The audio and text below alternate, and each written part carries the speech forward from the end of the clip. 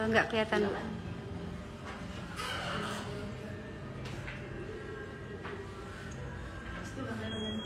Enggak.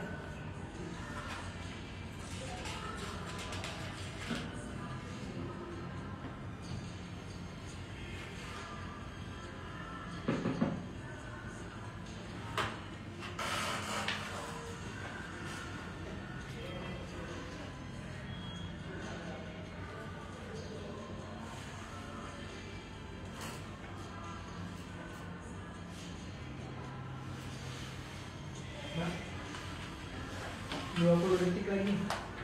Nah, 20 detik. oke boleh. Ya. Kepotong.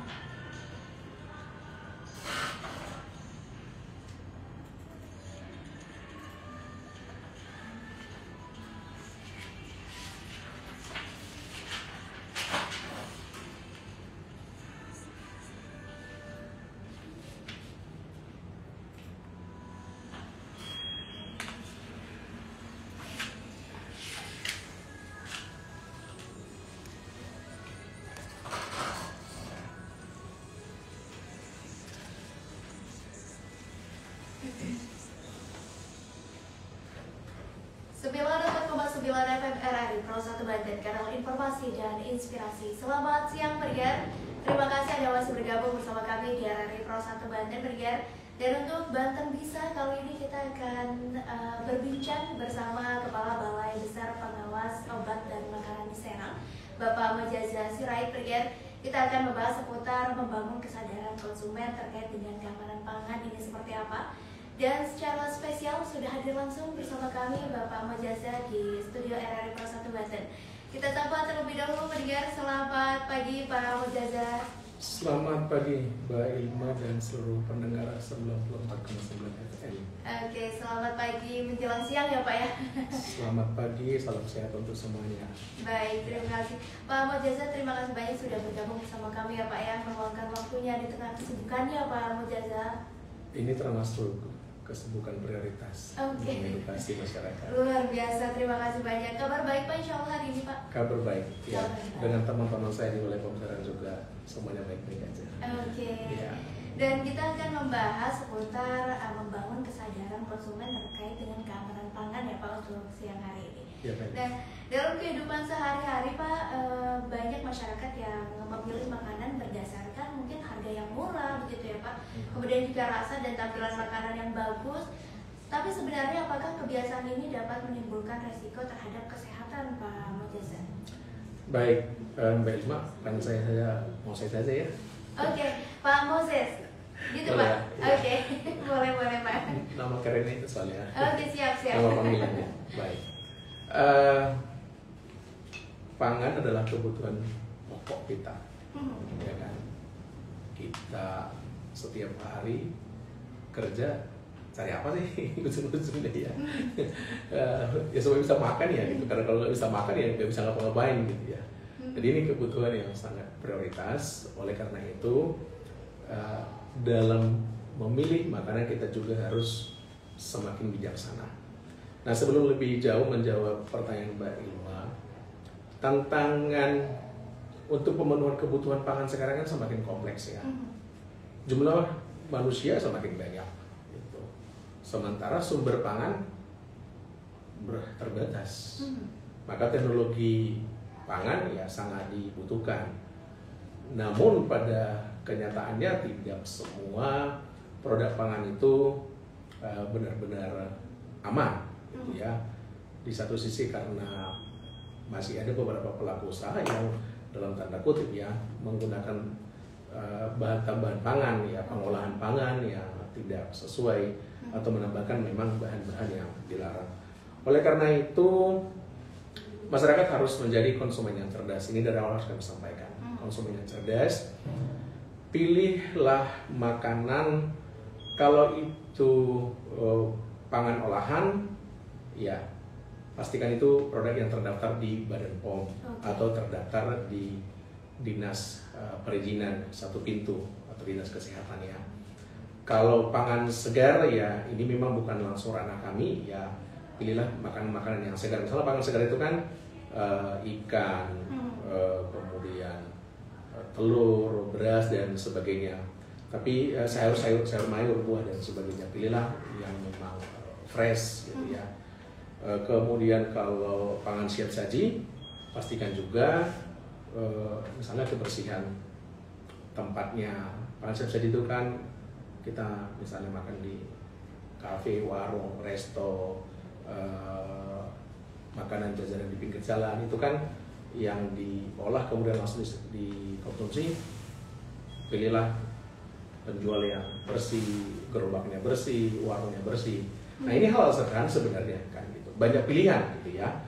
Katakanlah di kota Serang ini atau di Banten secara keseluruhan, banyak nggak tempat yang representatif untuk kita memilih makannya? Sangat banyak.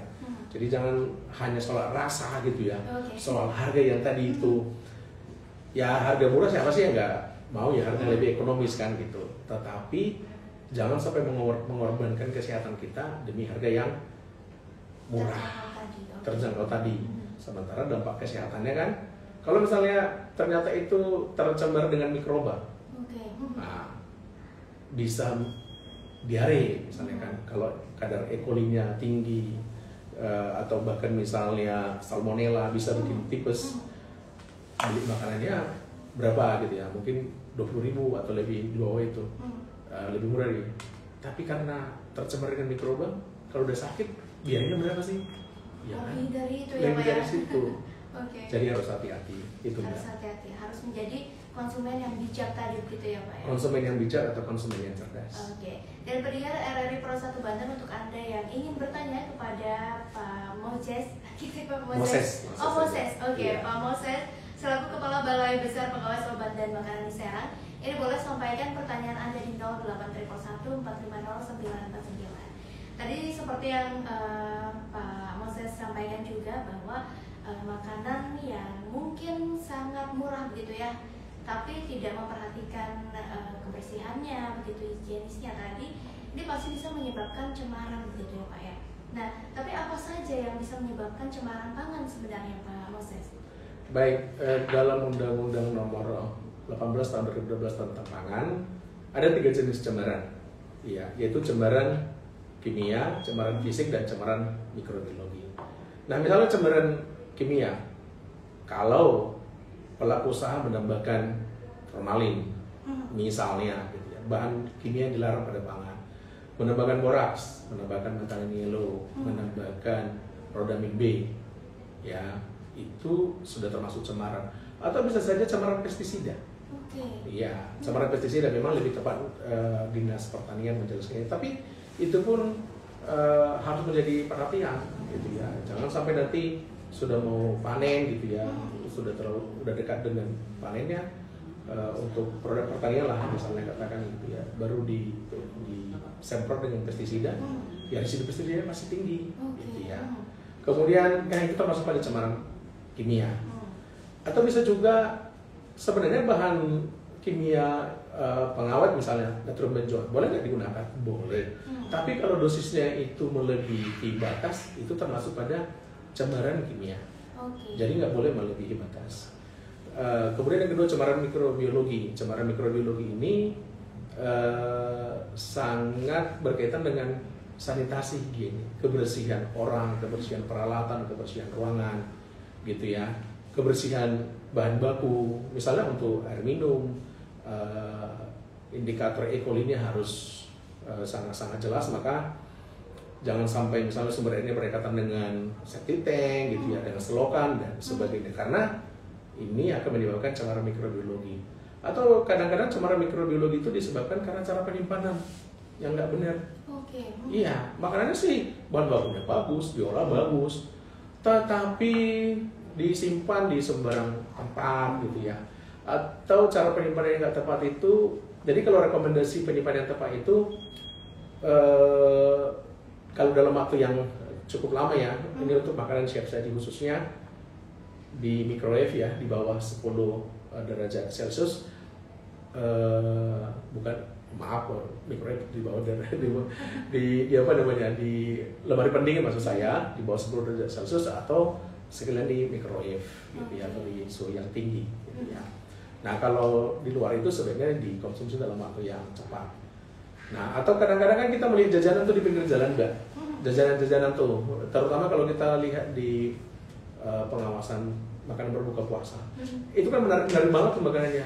Tapi kadang-kadang pajangannya kan di pinggir jalan tanpa penutup, tanpa penjepit gitu ya, untuk mengambilnya pakai ini gitu ya.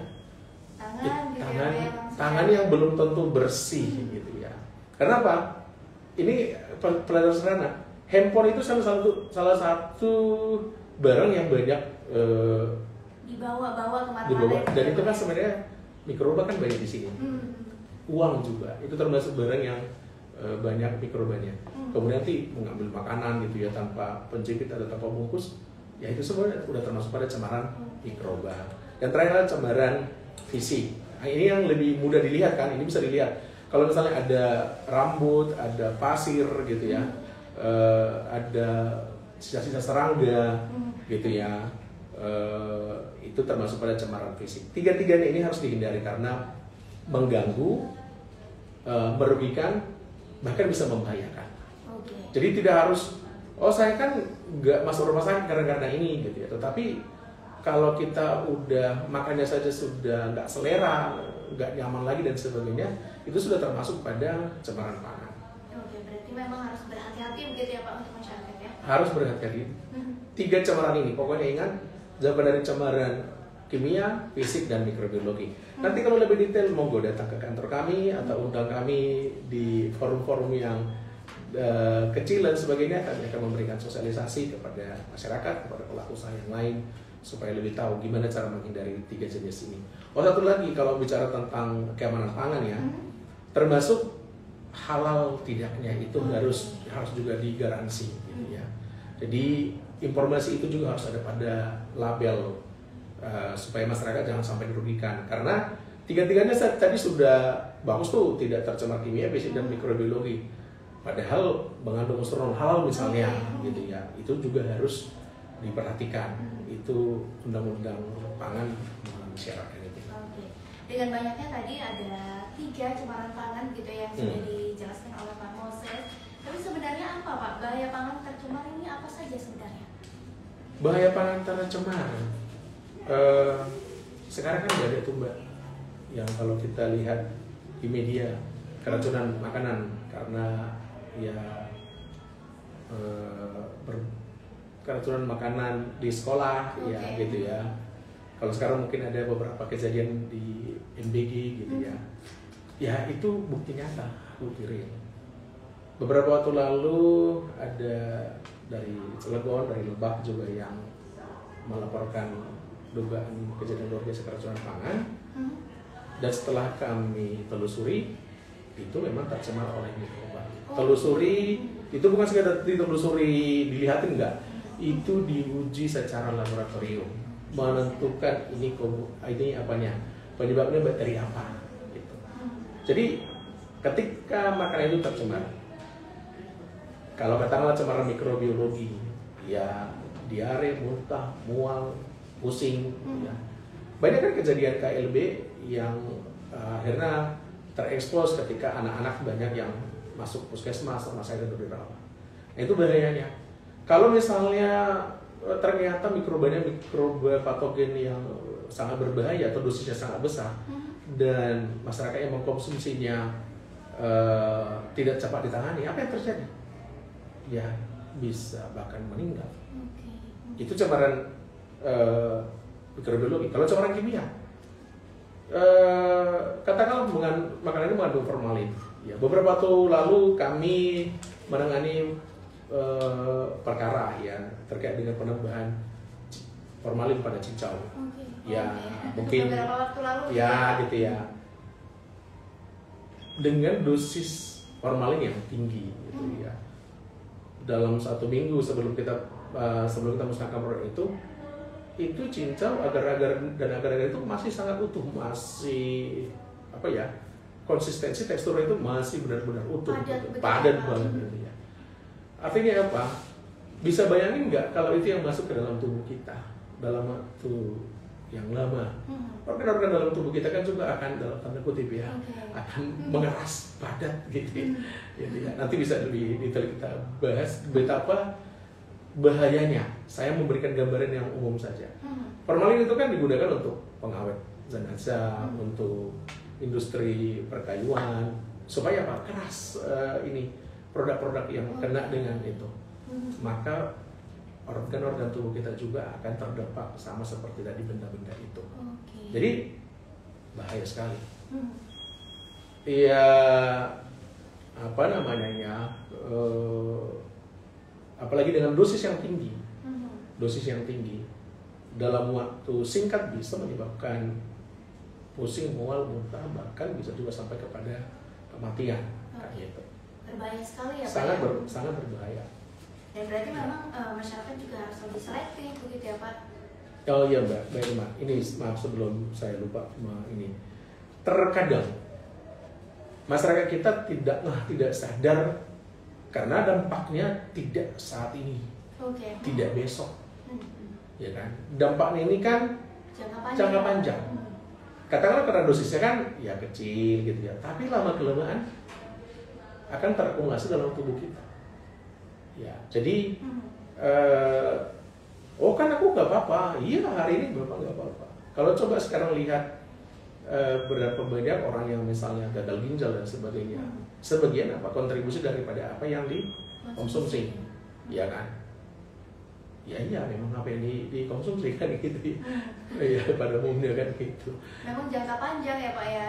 Sebagian besar jangka panjang, karena kita kan memakannya sedikit-sedikit ya gitu ya, atau dengan bahan berbahaya itu kan sedikit-sedikit. Kecuali tadi misalnya keracunan karena mikrobiologi ya, dengan ya setidaknya pasti perut kita ini ada perasaan tidak enak gitu. Tidak enak, diare sekali mungkin diarenya nggak parah gitu ya. Gitu. Tapi ya sebenarnya kan itu udah menyebabkan gangguan kesehatan kepada kita.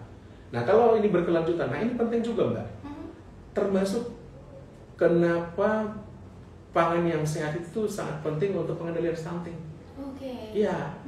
Karena kalau misalnya anak-anak itu ya mengkonsumsi makanan yang tidak sehat, apalagi dia mulai dari bayi gitu ya, tidak ada jamban di rumah dan sebagainya, ya bisa bayangin kan potensi makanan itu tercemar dengan lalat dan sebagainya.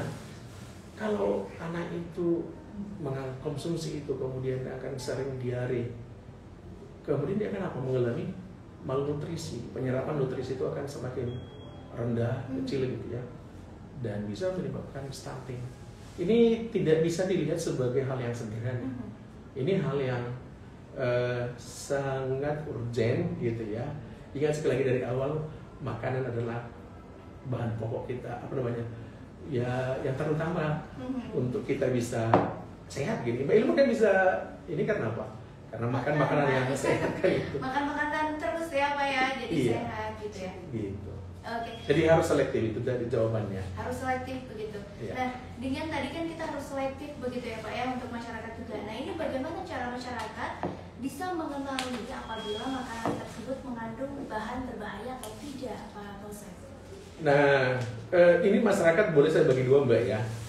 Masyarakat pelaku usaha boleh juga ya. Boleh Pak. Maksudnya gini, karena kami ingin berbicara dulu ke pelaku usaha dulu gitu ya sebelum ke masyarakat. Karena kan jangan sampai pelaku usaha ini hanya prioritas pada mencari untung, gitu ya. Maka kami dalam pengawasan melakukan pengawasan dari hulu ke hilir, dari sarana produksinya sampai makanan itu diproduksi. Kalau pelaku usahanya sudah bertanggung jawab, gitu ya, memproduksi makanan yang aman, sehat, higienis, gitu, memberikan informasi yang jelas, yang pasti, tidak hiperbola, gitu ya. Ini makanan padahal tapi diklaim seolah-olah sebagai obat misalnya, itu kan sudah membantu masyarakat kita untuk tidak mendapat lagi produk-produk yang tidak aman. Jadi harus dimulai dari hulunya.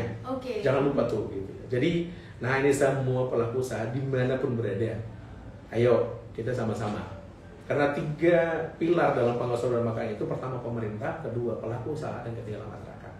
Ini kita harus bergandengan tangan, harus sama-sama, gitu ya. Kami sudah banyak tuh ngawasi, memberikan edukasi, termasuk memberikan surat cinta. Ya, Surat misalnya cinta, peringatan keras, penghentian kegiatan. Ada banyak perusahaan yang kita buat peringatan sampai dengan penghentian kegiatan sementara. Kalau itu tidak sesuai dengan aturannya, gitu ya, supaya jangan sampai masyarakat terpapar dengan makanan-makanan yang tidak sehat. Nah, sekarang kepada masyarakat. Tadi ya, kita harus memilah-milah nih. Kalau dia pangan olahan, ya lihat dia terdaftar nggak di BPOM-nya. Dengan lihat saja di BPOM mobile-nya. Nah, ini seluruh masyarakat jangan lupa download aplikasi BPOM Mobile gitu ya. Oke, ada ya Pak ya? Ada. Seluruh makanan, ini kalau kita bicara makanan ini banyak, tapi sebenarnya bukan hanya makanan. Kemudian kosmetik, obat tradisional, obat, itu semua ada di dalam BPOM Mobile itu. Cek. Lengkap ya Pak ya? Lengkap. Dan itu real time. Oh, real time. Real time. Dia kalau sudah dapat izin edar dari BPOM, otomatis itu langsung masuk dalam sistem atau dalam aplikasi. Kalau masa berlakunya sudah habis, itu otomatis hilang dari aplikasi. Gitu. Jadi kalau misalnya makanan ya, pastikan itu ada izin BPOM RI MD, diikuti oleh 15 angka di belakangnya. MD itu berarti makanan dalam negeri, berarti diproduksi dalam negeri. Kalau dia makanan dari luar negeri akan tertulis BPOM RI ML, makanan dari luar negeri. Itu syarat untuk melihat pangan olahan itu terdaftar atau tidak. Kemudian pastikan kalau makanan-makanan di Indonesia itu harus berbahasa Indonesia ya, gitu ya. Jadi kalau ada produk-produk luar dengan segala klaim dan sebagainya, tapi tidak ada bahasa Indonesianya, itu pasti nggak terdaftar di Badan POM. Iya, nanti kan tulisannya bahasa tulisan Korea, Pak Ilmu bisa baca nggak gitu ya? Belum bisa Pak, saya harus belajar dulu ini Pak. Iya, nanti masih mau masak mau makan, ini belajar dulu ya, keburu lapar nanti. Keburu lapar ya Pak. Iya. Itu untuk apa? Memastikan bahwa masyarakat kita tahu apa yang dikonsumsinya. Jangan sampai nanti makanannya harusnya digoreng kan, tapi direbus ya kan, misalnya. Iya betul Pak. Dan sebagainya, iya. Jadi pastikan itu ya, harus ada bahasa Indonesianya. Nah kalau pangan segar gitu, katakanlah kalau mau beli ikan di pasar, tanya ikannya, oh nggak bisa ya. Tidak bisa menjawab Pak. Tidak bisa menjawab, ya. Jadi cek saja gitu, misalnya satu indikator yang biasa kita sampaikan adalah lalat. Ya, kalau di sekitar jualannya misalnya tidak ada lalat yang hinggap, itu bisa saja ditambahkan formalin. Ini bisa saja, bukan saya langsung katakan gitu ya. Karena ya sebenarnya kan lalat itu hewan atau binatang ya? Binatang ya, serangga. Serangga gitu ya. Serangga saja nggak mau gitu ya. Ya harusnya kita kan juga tidak mau dong itu. Karena mereka membaui ya, bisa mencium aromanya. Itu memang tidak alamiah. Kemudian tentu lihat dari konsistensinya. Kalau katakanlah ikan, kalau dia udah mengeras gitu ya, ya pasti sudah nggak fresh lagi dan kemungkinan bisa ditambah formalin. Ya. Kemudian biasanya lihat juga di insangnya. Insangnya itu kan kalau masih segar, jadi tambahkan ini kan masih dia merah, merah muda gitu ya. Maksudnya seperti kan masih ada sisa-sisa darah di situ ya, yang membuat warna itu masih gitu, merah. Nah, itu bisa menjadi indikator. Atau katakanlah kalau tahu itu kalau ditambahkan formalin dia pasti keras. Pasti. Ya, seperti tadi kan, cincau pun keras. Ya, padat. Mie juga kalau dia keras, terlalu kenyal gitu ya. Kan biasanya kalau mie yang biasa itu kan mudah putus ya, tapi kalau dia terlalu kenyal dan keras, mungkin bisa ditambahkan rodamin B, boraks ataupun formalin. Nah itu kenapa kami punya program PRONAS, program nasional itu gerakan keamanan pangan desa. Ada pasar pangan aman berbahaya, ada juga namanya pangan desa dan sekolah. Nah, kader desa, kader pasar, kader sekolah udah kita lakukan pendampingan. Memang belum semua. Kalau sekarang kita di beberapa kelurahan di Kota Serang ini sedang kita jalankan, tahun lalu di Lebak, tahun sebelumnya di Pandeglang gitu ya. Nah, kalau misalnya ke pasar gitu ya, dan ada dugaan, oh ternyata jangan-jangan gitu, jangan-jangan ini ikannya berformalin. Ya masyarakat kan nggak bisa hanya duga-dugaan saja ya. Tetapi kan maksudnya tidak bisa menuduh, nggak bisa menghakimi. Tapi yang menduga boleh saja gitu ya. Boleh tanya ke petugas pasarnya, karena sebagian pasarnya sudah kita lakukan pembinaan. Dan kalau perlu ya kok nanti petugas pasarnya bisa konfirmasi ke kami. Kami bisa lakukan pengujian secara cepat gitu ya. Tetapi tadi untuk beberapa itu pasar, desa itu sudah kita berikan juga test kit untuk mereka bisa melakukan pengujian secara mandiri. Ini bentuk kerjasama kita dengan desa, di kelurahan, dengan pasar, dan pemerintah daerah intinya ya. Seperti program inovasi begitu ya Pak ya? Ini program kita secara nasional di seluruh Indonesia, gitu, untuk menjangkau lebih jauh masyarakat untuk tidak terpapar dengan produk-produk yang berbahaya, gitu Mbak. Oke.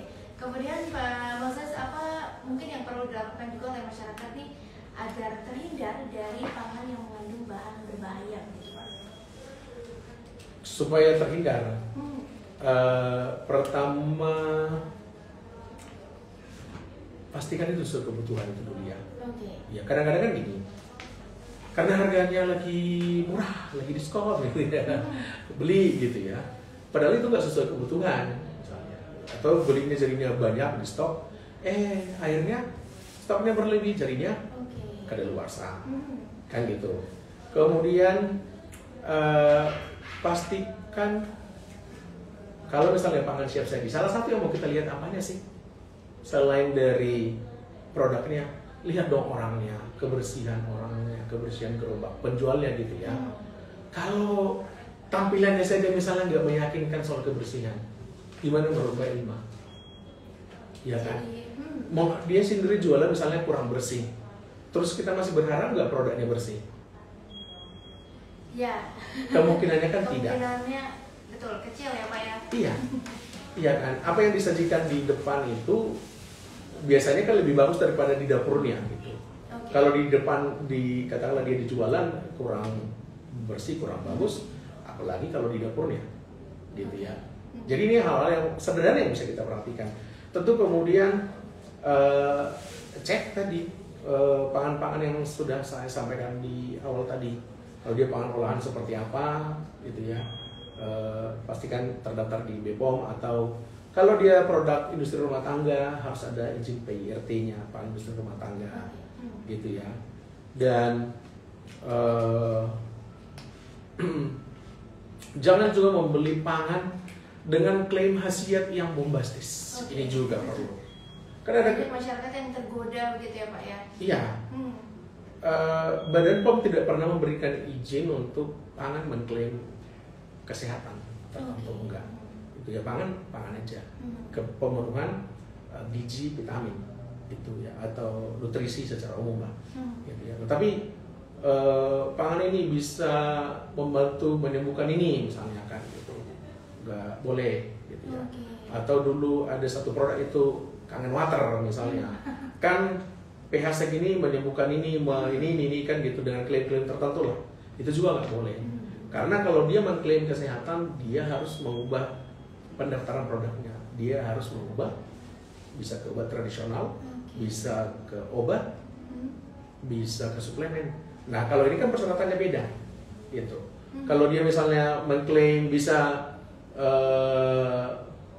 membuat atau mengklaim kesehatan lah ya, harus bisa dibuktikan secara ilmiah, secara laboratorium. Jadi nggak bisa asal sembarangan. Nah itu juga perlu, nggak bisa. Kalau mau berinovasi, nanti jangan sampai dibilang, oh nggak bisa berinovasi, boleh. Tetapi supaya masyarakat jangan mendapatkan produk yang tidak sesuai dengan apa yang dibutuhkan, silakan daftarkan untuk komoditi yang lain. Karena ada tadi itu.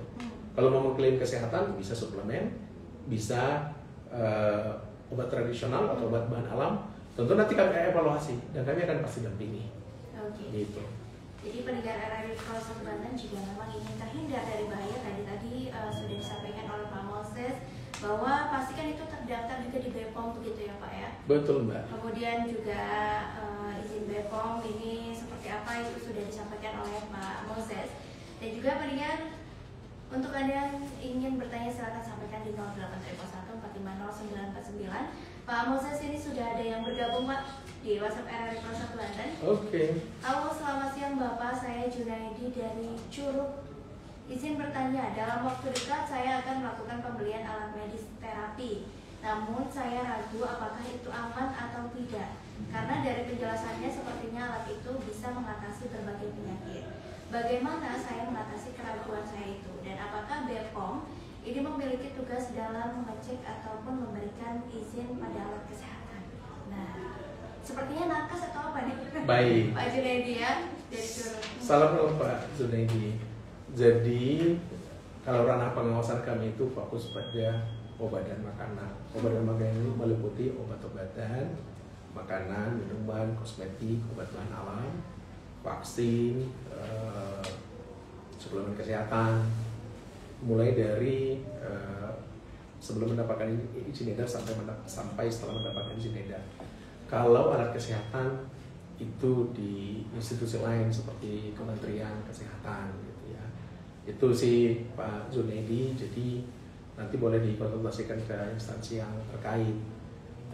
Itu bukan keahlian dan ranah pengawasan ataupun pembinaan kami gitu.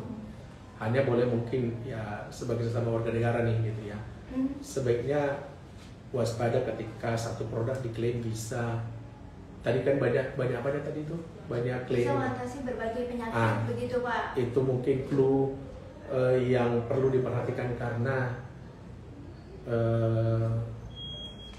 apa ya, itu memang menggunakan begitu ya Pak nah ya? itu overclaim karena saya mengibaratkan atau menandakan salah satu hal yang dilarang oleh undang-undang, dan itu kami implementasikan dalam aturan Badan POM adalah ketika satu produk mengklaim berbagai fungsi manfaat. Katakanlah yang paling banyak itu ya klaim obat tradisional biasanya sih atau jamu.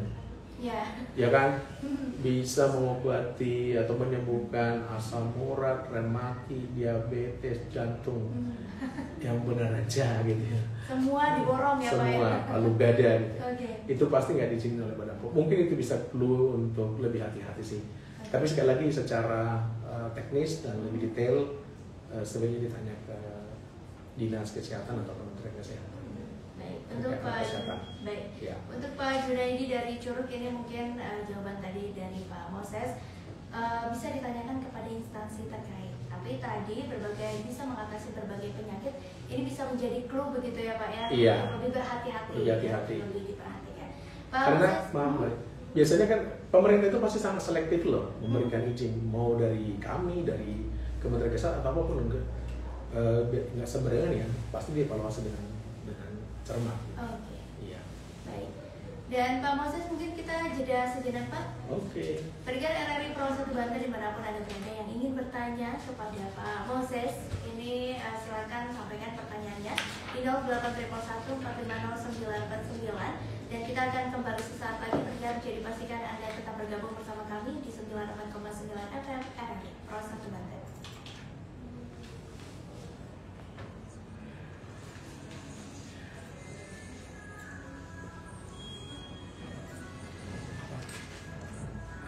Apa itu?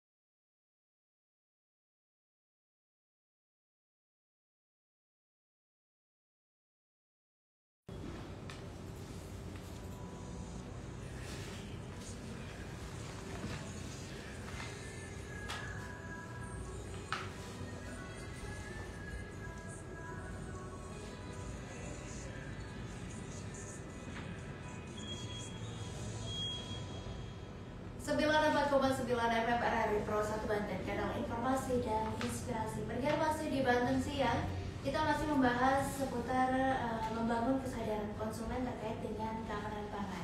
Dan kita masih berbincang bersama Bapak Moses. Ini selaku Kepala Balai Besar Pengawas Obat dan Makanan di Serang. Dan juga pendengar, tadi kita sudah bahas terkait seperti apa masyarakat untuk bisa menghindari pangan yang mungkin tercemar gitu ya Pak, yang berbahaya gitu ya Pak. Nah kemudian mungkin Pak, upaya dari BPOM sendiri terhadap temuan pangan yang mengandung bahan berbahaya ini apa saja Pak Moses? Oke, upaya memastikan makanan itu tidak beresiko pada kesehatan kita ya. Jadi pengawasan kami itu komprehensif dari hulu ke hilir, pre-market, post-market.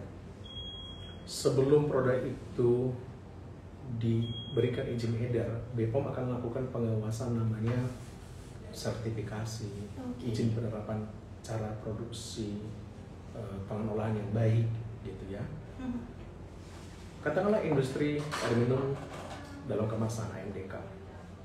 Kita akan melihat pabriknya, itu di mana, lokasinya seperti apa, sumber airnya, SDM-nya seperti apa, bahan bakunya, kemudian produk jadinya kualitasnya seperti apa, itu semua diperiksa.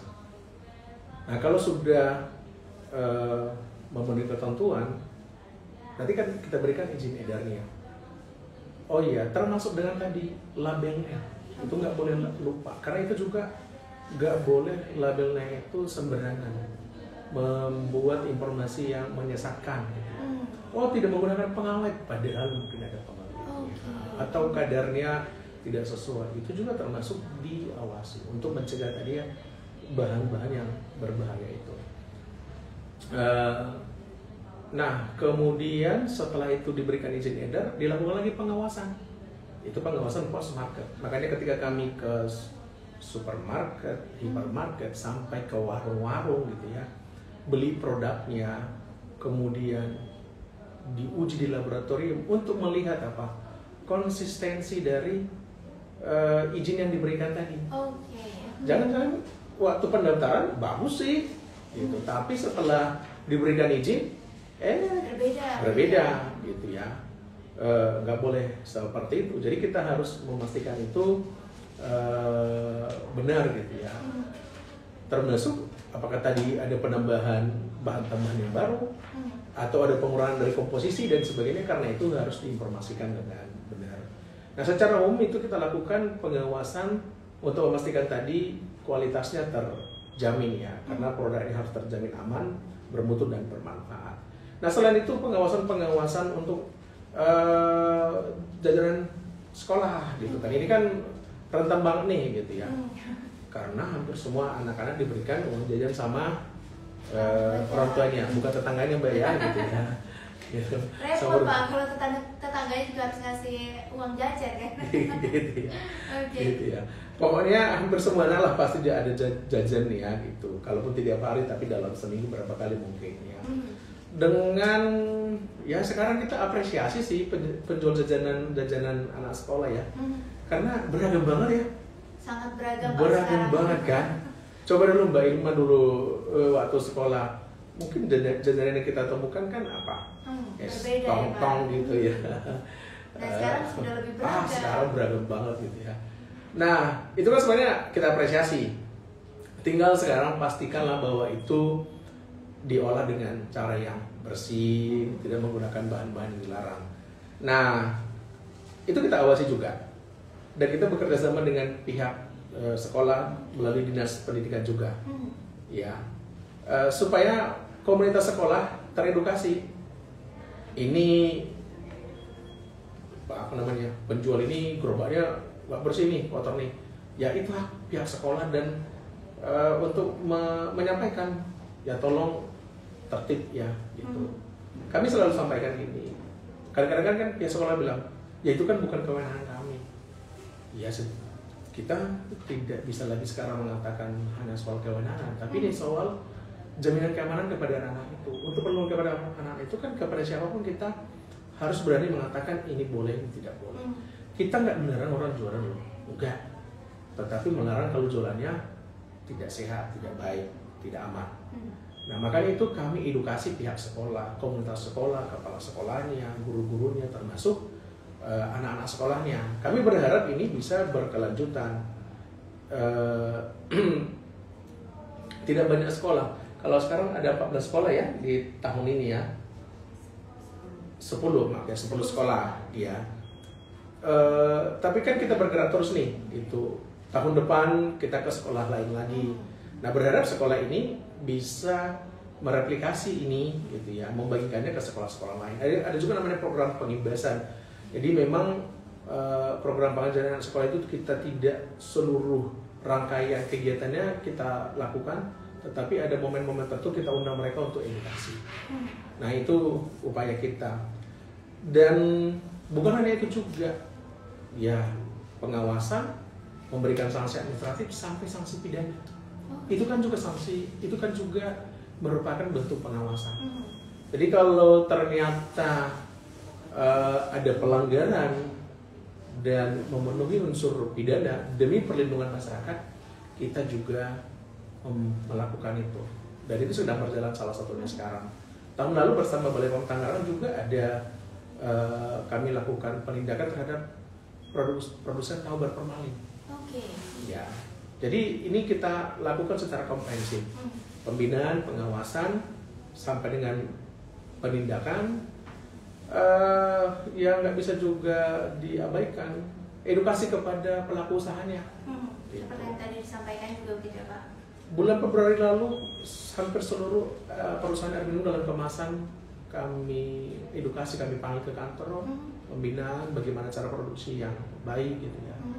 Itu kemudian ke perusahaan-perusahaan lain yang terkait, ataupun pada saat kita pengawasan pasti ada di situ unsur-unsur edukasi gitu. Jadi itu upaya kita ke pelaku usaha iya, ke konsumen juga iya, termasuk dengan lintas sektor yang lain gitu ya. Kalau sekarang misalnya kami dalam konteks MBG ini, ya kami menjadi narasumber dalam berbagai kegiatan untuk mengedukasi, mensosialisasikan keamanan pangan kepada SPPI gitu ya, kepada sarjana atau kepada tenaga yang memang ditugaskan untuk pengelolaan MBG. Nah, itu menurut saya satu rangkaian usaha kita, upaya kita untuk mencegah jangan sampai makanan kita, baik yang dikonsumsi pribadi, sekolah, pasar dan sebagainya, itu benar-benar aman. Begitu Mbak Irma. Berarti memang cukup ketat pengawasan dari BPOM sendiri ya Pak. Tidak hanya tadi pangan yang bermerek begitu ya, bahkan tadi jajanan-jajanan di sekolah juga diperhatikan begitu ya. Betul sekali. Baik. Nah, kemudian Pak, untuk masyarakat ataupun pendengar RRI Banten yang mungkin menemukan produk makanan mencurigakan gitu ya. Nah, ini apa yang harus dilakukan oleh masyarakat Pak? Mencurigakan. Gini ya, kalau mencurigakan atau sudah beli gitu ya, atau menjadi korbannya, jangan pernah sungkan, langsung hubungi Balai Besar Pemeliharaan gitu ya. Boleh mengontak kami di nomor 0811 1371 225. Ya, kita akan respon gitu ya. Sejauh ini semua laporan kita selalu follow up, gitu, baik dari masyarakat, dari LSM, dari mahasiswa, baik itu obat, makanan, apapun, ya kita pasti akan tindak lanjuti. Jangan membuat misalnya isu, oh ini itu kan kurang elok gitu ya, padahal belum tentu seperti itu, karena jangan sampai menimbulkan keributan yang nggak perlu gitu ya. Lalu sampaikan saja ke kami, gitu ya. Contohnya itu beberapa waktu lalu ada laporan dari masyarakat beli minuman di salah satu kios, gitu ya, tidak jauh dari sini. Apa kita? Oh iya, kita telanjuti. Iya, kan gitu. Kan sambil kita pengawasan rutin ke lapangan, itu bisa kita sertakan pengawasannya, ataupun memang langsung kita follow up. Bisa saja kan masyarakatnya membeli satu waktu itu, kemudian ternyata kadaluarsa, dilaporkan ke kita, nggak masalah. Nanti kan kita bisa konfirmasi, cek dan sebagainya. Jangan-jangan memang ya kebetulan kan dia beli hanya satu, tetapi cara penyimpanannya nggak benar gitu ya. Ternyata ya itu bukan hanya kesalahan kesilapan untuk satu itu dari tempat usahanya, bisa jadi itu kan ya realitanya semua barangnya atau sebagian barangnya kadaluarsa bisa saja. Makanya kita tidak akan menyepelekan laporan-laporan seperti itu. Ya, nah yang paling penting, nah gini, pastikan alamatnya jelas, gitu. Jadi tidak hanya laporan palsu begitu ya? Ya, Pak? janganlah alamat palsu. Nanti joget ya Pak ya? Ya. Kalau jogetnya kita bisa terkenal kayak Tinting nggak apa-apa, ini kan kita terkenal pula nggak ya, itu bercanda aja, gitu ya. Karena tidak kami katakan, ada beberapa pelapor yang begitu, ada. Ditanya di mana? Ya, bapak cari sendiri katanya. Iya ya, benar. Menyulitkan jadi apa ya? Ya kita ini kan bukan apa ya, ini kan bukan dukun ya. Gitu. Baik, berarti pendengar RRI Pro 1 Banten, untuk Anda yang mungkin menemukan atau mencurigai begitu ya makanan-makanan yang mungkin terdapat bahan berbahayanya begitu ya, ini bisa disampaikan. Baik itu penjualnya, produsennya, atau dia sudah beli sendiri dan memang melihat ini ini tidak sesuai dengan aturan, boleh langsung disampaikan ke kita. Boleh. Iya. Langsung disampaikan ke Balai BPOM di Serang ya Pak. Iya. Ini di 081113712225 pendengar.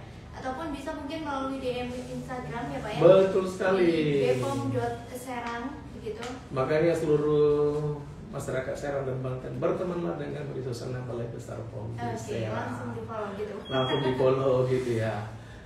Supaya mendapatkan informasi-informasi yang memang update gitu ya. Kami akan sampaikan informasi-informasi yang update di sana. Dan itu tadi bisa mendapatkan penjelasan yang resmi daripada menjadi polemik gitu ya dan ribut gitu ya. Kita sudah berbagi informasi di sana dan akan terus berbagi informasi di sana. Oke. Ya. Terima kasih banyak Pak Moses sudah bergabung bersama kami di RRI Pro 1 Banten Pak. Semoga mungkin di lain kesempatan kita bisa berbincang lagi dengan tema yang berbeda Pak Moses. Dengan senang hati, kami Balai Besar POM Serang selalu sangat senang lah ya bermitra dengan media. Kami dalam segala keterbatasan dengan media seperti ini, informasi bisa semakin luas. Dan satu terakhir mungkin Pak Mulia, jangan pernah sungkan itu, jangan pernah sungkan. Baik sebagai pelaku usaha datang, tanyakan izin dan sebagainya, prosedur dan sebagainya, jangan sampai kepada pihak-pihak yang nggak punya kompetensi. Karena realitanya ada gitu. Daftar izin melalui pihak-pihak yang tidak berkompeten, calo dan sebagainya, kemudian dokumen yang nggak jelas dan sebagainya. Pada akhirnya mereka bilang urus izin ke BPOM sulit, lama. Padahal prosedur yang ditempuh tidak benar-benar sesuai. Kami akan tetap strict kalau dengan soal aturan, karena kita bicara tentang keamanan masyarakat, produknya harus aman. Jadi silakan langsung datang, ataupun kepada masyarakat silakan laporkan, bertanya, ataupun ada komunitas-komunitas yang perlu diedukasi secara spesifik, monggo hubungi kami akan melayani Bapak Ibu semaksimal yang kami bisa supaya tercerahkan. Gitu Mbak Irma. Luar biasa sekali Pak Moses, terima kasih banyak sekali lagi sudah bergabung bersama kami. Semoga kita bisa berbincang lagi dengan tema yang berbeda. Selamat siang dan sampai jumpa Pak Moses. Sampai jumpa, terima kasih Mbak Irma dan seluruh kru RRI Banten 94,9 FM. Sampai ketemu. Sampai ketemu, selamat siang. Siang. Dan demikian bergerak untuk Mojek Indonesia Banten Bisa. Di siang hari ini kita sudah bahas seputar membangun kesadaran konsumen terkait dengan keamanan pangan. Kita sudah bahas bersama Bapak Kepala Balai Besar Pengawas Obat dan Makanan di Serang, Bapak Mojaza Sirait SSI APT Perian. Dan juga tepat di pukul 11 waktu Indonesia Barat, kami mengajak Anda untuk bergabung menyimak dinamika olahraga pria yang akan disiarkan secara langsung oleh RRI Program 3 siaran sentral dari Jakarta Bagian. Jadi pastikan Anda tetap bergabung bersama kami di 94,9 FM RRI.